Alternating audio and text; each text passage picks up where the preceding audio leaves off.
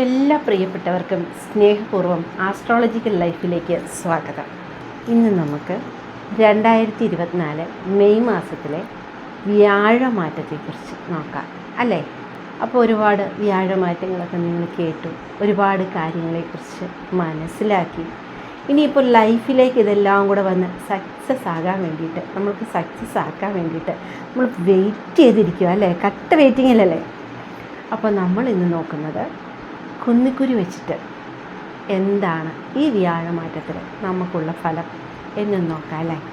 നമുക്ക് ആദ്യം മേടക്കൂറിൻ്റെ നോക്കാം. അശ്വതി ഭരണി കാർത്തിക കാല് വരുന്ന മേടക്കൂറുകാർക്ക് പൊതുവിൽ ഇത്രയും സമയം അല്ലെങ്കിൽ ഇത്രയും നാളും ശരിക്കും എരുതിയിൽ എണ്ണ ഒഴിച്ച് എങ്ങനെ വറുത്ത് കോരിയെടുത്തോ അതേ അവസ്ഥയിൽ ഒരുപാട് മാനസിക ടെൻഷനും ക്ലേശങ്ങളും മനപ്രയാസങ്ങളും രോഗദുരിതങ്ങളും അപകടങ്ങളും അനർത്ഥങ്ങളും ഒക്കെ സംഭവിച്ചിട്ട് ലൈഫ് തന്നെ മടുത്ത് ഒറ്റപ്പെട്ട രീതിയിലുള്ള ലൈഫ് മുന്നോട്ട് നയിച്ചവരായിരിക്കും ഈ മേടക്കൂറിൽ അധികം ആളുകൾ. അതായത് ഏകദേശം ഒരു 100-ൽ ഒരു 50% ആളുകളും അങ്ങനെ തന്നെയാവും. പിന്നെ എന്താണെന്ന് വെച്ചാൽ വരുമാനം കയ്യിൽ വരിക, അതിൻ്റെ 4 ഇരട്ടി നമുക്ക് ചിലവാകുക, അതൊന്നിനും നമുക്ക് മീതി വയ്ക്കാൻ പറ്റാതെ ആകെ മൊത്തം ടെൻഷൻ അടിച്ച് മുന്നോട്ട് ഇനി ഒന്നും വയ്യ മടുത്തു ജീവിതം എന്നുള്ള ഒരു നിലയിലാണ് നിൽക്കുന്ന ഒരവസ്ഥ ഇപ്പോഴത്തെ ഒരു സിറ്റുവേഷൻ. അതിൽ നിന്ന് നല്ലൊരു മാറ്റമാണ് പൊതുവിൽ അല്ലേ പ്രതീക്ഷിക്കുന്നത്. എന്നിരിക്കലും ഒരു 50% നിന്നവർക്ക് ഒരു 75% നമുക്ക് മാറ്റം പ്രതീക്ഷിച്ചുകൊണ്ട് പൊതുവിൽ നല്ലൊരു ലൈഫ്, ഇപ്പോൾ വിവാഹം നടക്കാനൊക്കെ കാലതാമസം നേരിട്ട് നിന്നവർക്ക് വിവാഹം നടക്കുന്നതിനുള്ള യോഗം, വിദ്യാർത്ഥികൾക്കൊക്കെ പരീക്ഷകളിലൊരു വിജയം, അതുപോലെ ഭൂമി വാങ്ങാനും കൊടുക്കാനും ഒക്കെ വെയിറ്റ് ചെയ്ത് നിന്നവർക്ക് അതൊക്കെ സക്സസ് ആവാനുള്ള യോഗം. പിന്നെ വിവാഹത്തിൽ ഇപ്പോൾ 2ാം വിവാഹമൊക്കെ നോക്കുന്നവർക്കും അത് പെട്ടെന്ന് സക്സസ് ആവാനുള്ള സാധ്യതകളൊക്കെ കാണുന്നുണ്ട്. പിന്നെ വരുമാനം അല്ലെങ്കിൽ നമ്മുടെ കയ്യിൽ നിൽക്കുന്ന വരുമാനം ഇനിയും വർദ്ധിക്കുമെങ്കിലും അത് നമ്മൾ വേണ്ട രീതിയിൽ വിനിയോഗിച്ചില്ല എങ്കിൽ ഇനിയും ധനനഷ്ടം ഉണ്ടാവാനുള്ള സാധ്യതകൾ നമുക്ക് തള്ളിക്കളയാൻ പറ്റത്തില്ല. കാരണം ധനം വരുമ്പോൾ അതുപോലെ തന്നെ നമ്മുടെ കയ്യിൽ നിന്ന് ഒരു വശത്തേക്ക് കൂടി ഇങ്ങനെ പൊയ്ക്കൊണ്ടിരിക്കാനുള്ള സാധ്യത കൂടുതലാണ്. അപ്പോൾ നമുക്ക് ഏതൊരു കാര്യത്തിന് ഇറങ്ങുമ്പോഴും അതിന് കൃത്യമായിട്ടുള്ള രീതിയിലുള്ള കണക്ക് കാര്യങ്ങൾ എഴുതി സൂക്ഷിച്ച് വേണം നമ്മൾ മുന്നോട്ട് ലൈഫ് കൊണ്ടുപോകാൻ വേണ്ടിയിട്ട്. അതുപോലെ തന്നെ ആർക്കും അധികം പൈസയൊന്നും കടം കൊടുക്കാതെ അധികം കൊടുക്കൽ വാങ്ങലുകൾ, അധികം ജാമ്യം നിൽക്കുക, പ്രധാനപ്പെട്ട രേഖകൾ ഒപ്പിട്ട് കൊടുക്കുക, ഇങ്ങനെയുള്ള കാര്യങ്ങളൊക്കെ ചെയ്യാതിരിക്കുന്നതായിരിക്കും ബുദ്ധി. വിദേശത്തിനൊക്കെ പോകാൻ ശ്രമിക്കുന്നവർക്ക് അതിനൊക്കെ പോകാനുള്ള യോഗങ്ങളുണ്ട്.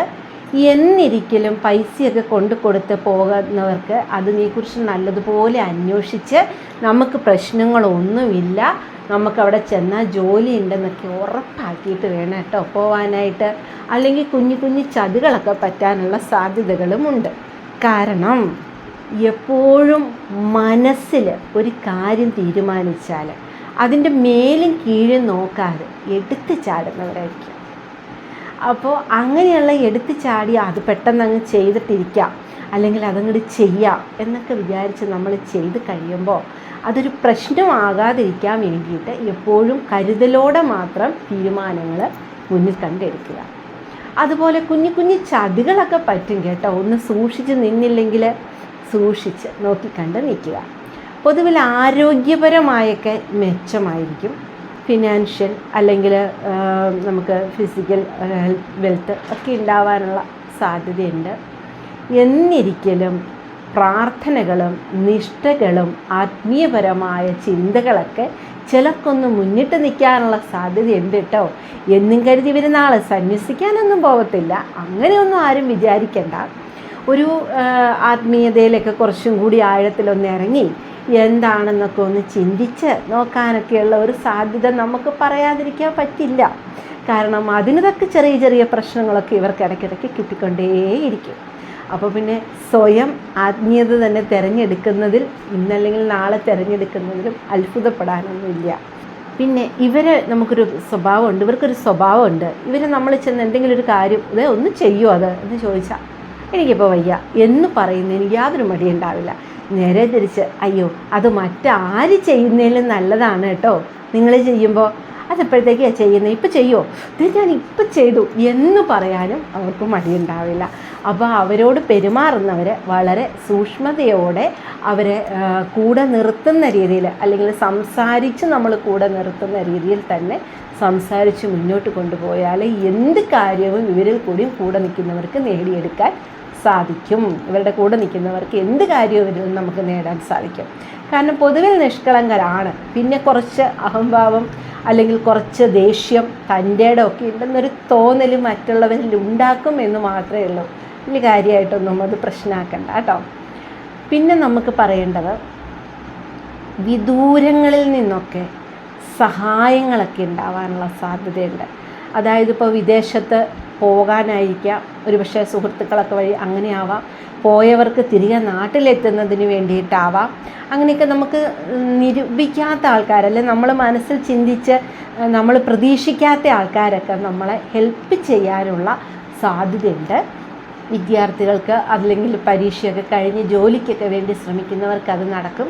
ഒരുപാട് കുട്ടികളെ വിളിക്കുന്നുണ്ട്, പരീക്ഷ കഴിഞ്ഞു, ജയിക്കുമോ, ആകെ ടെൻഷനാണ്, വീട്ടിൽ ഭയങ്കര പേടിപ്പീരാണ് എന്നൊക്കെ പറഞ്ഞ് വിളിക്കുന്നുണ്ട്. അപ്പോൾ പരീക്ഷയൊക്കെ കഴിഞ്ഞിരിക്കുന്ന സമയമാണ്. പണ്ടത്തെ പോലെയല്ല, ഒരുപാട് വിജയ ശതമാനങ്ങളൊക്കെ ഉണ്ട് ഇപ്പോൾ. കാരണം ഇപ്പോഴത്തെ കുട്ടികളൊക്കെ നല്ല ബ്രില്യൻ്റാണ്, അവർ നന്നായിട്ട് പഠിക്കുന്നുണ്ട്, അതുകൊണ്ട് അവർക്ക് നല്ല മാർക്കുണ്ട്. അപ്പോൾ കുട്ടികൾക്ക് വീട്ടിൽ നിന്ന് ഭയങ്കര സമ്മർദ്ദം ചെലുത്തി കൊടുക്കുന്നു, ജയിച്ചില്ലേ, അങ്ങനെ ചെയ്യും ഇങ്ങനെ ചെയ്യും എന്നൊക്കെ പറഞ്ഞിട്ട്. അപ്പോൾ അത് നമ്മളൊന്ന് ശ്രദ്ധിക്കണം. കാരണം മക്കൾ നമ്മുടെയാണ്. അപ്പം നമ്മുടെയൊക്കെ ഒരു ബുദ്ധി അവർക്ക് ഉണ്ടാവുള്ളൂ എന്നൊന്ന് ചിന്തിക്കുന്നത് നല്ലതാണ്. അല്ല, ഇപ്പം ഞാൻ തമാശ പറഞ്ഞാണ്, അങ്ങനെയല്ല. പക്ഷേ എങ്കിലും അവരോട് നമ്മൾ കുറച്ചുകൂടെ സ്നേഹമായിട്ട്, കാരണം കഴിഞ്ഞു പോയി പരീക്ഷ, ഇനി അതുങ്ങളെ ഇട്ട് പേടിപ്പിച്ചിട്ടോ വിഷമിപ്പിച്ചിട്ടോ അല്ലെങ്കിൽ വഴക്ക് പറഞ്ഞിട്ടോ ഒന്നും കാര്യമില്ല. അതിൻ്റെ റിസൾട്ട് വരട്ടെ. ആ റിസൾട്ട് വരുന്നതിന് മുമ്പേ അവരെ ഇങ്ങനെ ഇട്ട് സമ്മർദ്ദപ്പെടുത്തരുത്. ഒരുപാട് കുട്ടികൾ കോൾ വിളിക്കുന്നുണ്ട്, അവർക്കെല്ലാം ആകെ സമ്മർദ്ദവും ടെൻഷനൊക്കെ ആയിട്ട്. അപ്പോൾ അതുകൊണ്ട് അത് മാതാപിതാക്കളൊന്ന് പ്രത്യേകം ശ്രദ്ധിക്കണം. അത് ഈ അശ്വതി നക്ഷത്രത്തിൻ്റെ അല്ല, ഓർത്തപ്പോൾ എനിക്ക് പറഞ്ഞു എന്നേ ഉള്ളൂ കേട്ടോ. അപ്പോൾ പൊതുവിൽ അശ്വതി നക്ഷത്രക്കാർക്ക് അല്ലെങ്കിൽ മേടക്കൂറുകാർക്ക് വലിയ പ്രശ്നങ്ങളൊന്നുമില്ല, അശ്വതി ഭരണിക്കാർത്തിക കാലി വരുന്നവർക്ക്. എന്നാലും പൊതുവിൽ എല്ലാ കാര്യങ്ങളും സസൂക്ഷ്മം ശ്രദ്ധയോടെയൊക്കെ ഒന്ന് ചെയ്യണം, നല്ലതാണ്. എടുത്തു ചാടി ആർക്കും കൂട്ടുകാരെ ഹെൽപ്പ് ചെയ്യാൻ പോയി പണി വാങ്ങിയെടുക്കാതൊക്കെ ഒന്ന് സൂക്ഷിച്ച് കരുതലോടെ ഇരിക്കുക. പൊതുവിൽ നമുക്ക് വലിയ പ്രശ്നങ്ങളൊന്നുമില്ല. മാനസികമായിട്ടൊക്കെ നമുക്ക് കുറച്ചും കൂടി ഒരു പവറൊക്കെ വർദ്ധിക്കുക, അതായത് ബലം, മനസ്സിനൊക്കെ ഒരു ബലം ഉണ്ടാവും. പിന്നെ എപ്പോഴും എന്ത് കാര്യങ്ങൾ ചെയ്യുന്നതിന് നമുക്ക് എനിക്ക് പറ്റും, സാധിക്കും, ഞാനത് ചെയ്യാം എന്നൊക്കെ ഉള്ളൊരു ചിന്താഗതിയിലേക്ക് എത്തും. അതുപോലെ കടങ്ങളൊക്കെ കിട്ടാൻ കിടക്കുന്നുണ്ടെങ്കിൽ അതിനൊക്കെ കിട്ടാനുള്ള സാധ്യതയുണ്ട്. പിന്നെ ഡ്രൈവിങ് ലൈസൻസ് ഒക്കെ എടുക്കാൻ ശ്രമിക്കുന്നവർക്ക് ശ്രമിച്ചാൽ അതൊക്കെ കിട്ടുന്ന സമയമാണ്. ഒത്തിരി പേര് ലൈസൻസ് കിട്ടുന്നില്ല എന്നും പറഞ്ഞ് വിളിച്ചു, അതിനൊക്കെ ശ്രമിച്ചാൽ അതൊക്കെ ശ്രമിക്കുമോ. അതിന് വേണ്ടിയിട്ടൊക്കെ നമ്മൾ ജ്യോതിഷത്തിനെ അല്ല ആശ്രയിക്കേണ്ടത്, അതൊക്കെ നമ്മൾ പഠിക്കുക. കാരണം പഠിച്ചിട്ട് ഈ ഡ്രൈവിംഗ് എന്നൊക്കെ പറയുന്ന സംഭവം നന്നായി പഠിച്ചിട്ട് മാത്രം റോട്ടിലിറങ്ങുക. അത് പെട്ടെന്ന് പോയി ഒറ്റ ടെസ്റ്റ് കിട്ടിയില്ലെങ്കിൽ നമുക്ക് അതുകൊണ്ട് പ്രശ്നം ഉണ്ടാവും, അങ്ങനെയൊന്നും ചിന്തിക്കണ്ട. അപ്പോൾ അതിന് വേണ്ടിയൊക്കെ ശ്രമിച്ചാൽ അത് കിട്ടും. പിന്നെ വിദ്യാർത്ഥി, അതായത് ഉയർന്ന പഠനവുമായിട്ട് വിദൂരങ്ങളിലൊക്കെ പോകാനിരിക്കുന്ന വിദ്യാർത്ഥികൾക്ക് അതിനൊക്കെ പറ്റുന്ന അനുകൂല സമയമാണ്. മുതിർന്നവരിൽ നിന്നൊക്കെ കുഞ്ഞു സഹായങ്ങളും അതുപോലെ തന്നെ ധനപരമായിട്ടുള്ള കാര്യങ്ങൾക്കൊക്കെ ഇവർക്ക് നല്ലൊരു ക്യാഷ് ഫ്ലോ ഉണ്ടാകുന്ന സമയമാണ്. അതുപോലെ തന്നെ വീട് പണിയാനൊക്കെ പാതി വഴിയെ നിർത്തിയവരുണ്ടാവാം, അല്ലെങ്കിൽ അതിനു വേണ്ടി ശ്രമിച്ചിട്ട് ആഗ്രഹമൊക്കെ പാതി വഴിക്ക് ഉപേക്ഷിച്ചിട്ട് ഇനി വേണോ വേണ്ടയോ എന്നൊക്കെ ചിന്തിച്ചിരിക്കുന്നവർക്ക് ധൈര്യമായിട്ട് ഇറങ്ങാം. ആ കാര്യങ്ങളൊക്കെ നടക്കാനുള്ള സാധ്യതകളുണ്ട്. പക്ഷേ ഇങ്ങനെയൊക്കെ പറയുമ്പോഴും ഞാൻ പറയണു, നിങ്ങളുടെ ജാതകം അല്ലെങ്കിൽ നിങ്ങളുടെ ഗ്രഹനിലയിലുള്ള ദശാന്തി ഫലം ഏതാണ് നടന്നുകൊണ്ടിരിക്കുന്നതെന്നും കൂടി ഒന്ന് ചിന്തിക്കുക. ഇപ്പോൾ നമുക്ക് വ്യാഴം മാറുന്നുണ്ടെങ്കിൽ പോലും നമ്മുടേതായ സാഹചര്യങ്ങൾ, നമ്മുടേതായ രീതികൾ, നമ്മുടേതായ തൊഴിലിനെയൊക്കെ ആശ്രയിച്ചിരിക്കും നമ്മുടെ വരുമാനം, അല്ലേ? പെട്ടെന്ന് ഇപ്പോൾ ഒരു ഫിക്സഡ് വരുമാനമുള്ളവർക്ക് പെട്ടെന്ന് വ്യാഴം മാറിയെന്ന് വിചാരിച്ച് പെട്ടെന്ന് വരുമാനം കൂടണം എന്നൊന്നുമില്ല. പിന്നെന്താണെന്ന് വെച്ചാൽ നമ്മുടെ കയ്യിൽ വരുന്ന ധനം കൊണ്ട് കുറച്ചുകൂടെ നല്ല രീതിയിൽ നമുക്കത് വിനിയോഗിച്ച് പോകാൻ സാധിക്കും എന്നുള്ളതാണ് അതിൻ്റെ ഒരു ബെനിഫിറ്റ്. അപ്പോൾ വളരെ നല്ല ഗുണങ്ങളാണ്. അപ്പോൾ നമ്മൾ അതുകൊണ്ട് അധികം ക്ലേശിക്കാതെയും സങ്കടപ്പെടാതെയും വിഷമിക്കാതെയും മനക്ലേശപ്പെടാതെയൊക്കെ ഇരിക്കുക.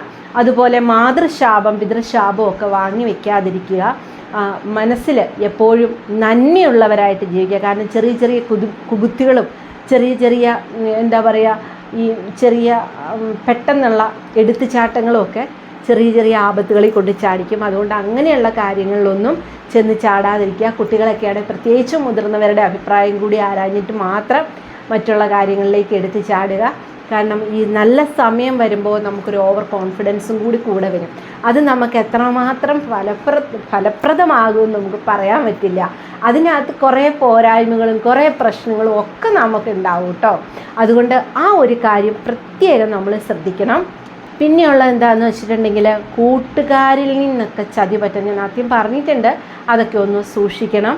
എന്നിരിക്കലും പൊതുവിൽ നല്ല സമയമാണ്. മാനസികമായിട്ടൊക്കെ നല്ലൊരു ഉല്ലാസം, ഒരു ഉന്മേഷം, ഉത്സാഹമൊക്കെ കൈവരുന്ന സമയങ്ങളാണ് കടന്നു വരുന്നത്. എന്നാലും നമ്മുടെ എന്തൊരു നല്ല കാര്യത്തിന് തൊട്ട് പിൻപെതാ ഉണ്ട് കൂട്ടെന്ന് പറയുന്ന പോലെ, ഇരുട്ടുണ്ടെങ്കിൽ പകലുമുണ്ട്, പകലുണ്ടെങ്കിൽ ഇരുട്ടുമുണ്ട് എന്ന് പറഞ്ഞ പോലെ വ്യാഴം നല്ലതാണെങ്കിൽ ആ ഒപ്പം തന്നെ എന്താ പറയുക, ദുരിതങ്ങളും കടന്നു വരാനുള്ള സാധ്യതകൾ കൂടുതലാണ്. അപ്പോൾ അതുകൊണ്ട് നല്ല രീതിയിലുള്ള അവനവൻ്റെ ആചരണം അനുസരിച്ചുള്ള ഈശ്വര പ്രാർത്ഥനകൾ ഉണ്ടാവണം. നല്ല രീതിയിൽ നമ്മൾ ഈശ്വര വിചാരത്തോടു കൂടി മനോനിഷ്ഠയോടുകൂടി മനസ്സ് മറ്റൊരു കാര്യങ്ങളിലേക്ക് ചാടിപ്പോവാതെ കണ്ട് നമ്മൾ ഏർപ്പെടുന്ന ജോലിയിൽ 100% പെർഫെക്റ്റായിട്ട് ചെയ്യുന്നതിന് വേണ്ടിയിട്ട് നമ്മൾ അതിന് നല്ല അധ്വാനം ചെയ്ത് തന്നെ മുന്നോട്ട് പോകണം കേട്ടോ. നിസ്സാര കാര്യങ്ങൾക്കൊന്നും വെറുതെ വിഷമിച്ച് ടെൻഷൻ അടിക്കരുത്. അതുപോലെ സന്താന യോഗമൊക്കെയുള്ള സമയമാണ്. കുട്ടികളൊക്കെ ഉണ്ടാവാൻ വേണ്ടി അല്ലെങ്കിൽ വഴിപാടും നേർച്ചകളും ഒക്കെ നടത്തി ട്രീറ്റ്മെൻറ്റൊക്കെ എടുത്തിട്ടും സന്താനങ്ങളൊക്കെ ഉണ്ടാവാത്ത ദമ്പതികൾക്കൊക്കെ നല്ല രീതിയിൽ പ്രാർത്ഥനകൾ കൂടി ഉണ്ടെങ്കിൽ അതിനൊക്കെ ഒരു നല്ല സമയമാണ്. കാരണം വ്യാഴം അനുകൂലത്തിലേക്ക് വരുമ്പോൾ അതിൻ്റേതായ കുറച്ച് ബെനിഫിറ്റ് കൂടി ഉണ്ടാവും. അപ്പോൾ നല്ല രീതിയിൽ പ്രാർത്ഥിക്കുക, മനസ്സിൻ്റെ ആത്മബലം കൈവിടാതിരിക്കുക.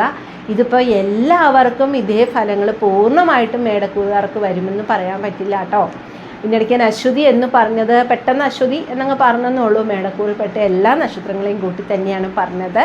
അപ്പോൾ അതുകൊണ്ട് പെട്ടെന്ന് നമുക്ക് ഇന്നിപ്പോൾ നാളെ 1-ാം തീയതി വ്യാഴം മാറി 2-ാം തീയതി മുതൽ ഞാൻ നാളെ ബെൻസ് കാറിൽ പോകും, അങ്ങനെ ഒന്നും ചിന്തിക്കട്ടെ. നമ്മുടെ അധ്വാനം അനുസരിച്ച്, നമ്മുടെ പുരോഗമനം അനുസരിച്ച്, നമ്മുടെ കഴിവനുസരിച്ച് നമുക്ക് പ്രോഗ്രസ് ഉണ്ടാവും.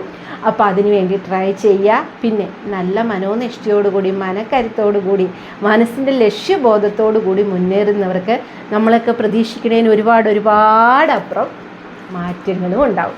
അത് വ്യാഴം മാറുന്നത് കൊണ്ട് മാറ്റമല്ല, വ്യാഴം മാറുന്നത് കൊണ്ട് മാത്രമുള്ള മാറ്റമല്ല, നമ്മുടെ മനസ്സിൻ്റെ മനോധൈര്യം കൊണ്ടുള്ള, അല്ലെങ്കിൽ നമ്മുടെ ലക്ഷ്യബോധം ഉറച്ചതായതുകൊണ്ടുള്ള മാറ്റമാണ് കേട്ടോ. അപ്പോൾ എല്ലാ കാര്യങ്ങളും മനസ്സിലായിട്ടുണ്ടാവുമല്ലോ. അപ്പോൾ ഇത്രയും സമയം എന്നോടൊത്ത് ഈ ആസ്ട്രോളജിക്കൽ ലൈഫിൽ സഞ്ചരിച്ച നിങ്ങൾക്കെല്ലാവർക്കും സ്നേഹത്തിൻ്റെ ഭാഷയിൽ നന്ദി, നമസ്കാരം.